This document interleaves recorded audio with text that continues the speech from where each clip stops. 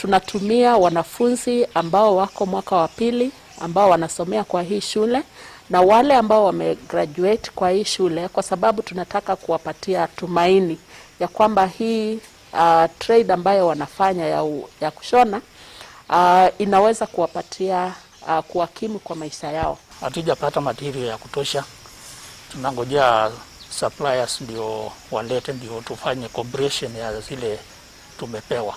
We have all seen that this is a simple thing to do, and as a result we are doing it. And in Makueni we are doing it, and within next week the mass from the county will be in our market, and particularly first of all to help the very, very vulnerable, the old people, because those require protection, because when they get unwell they are at more risk of their condition deteriorating.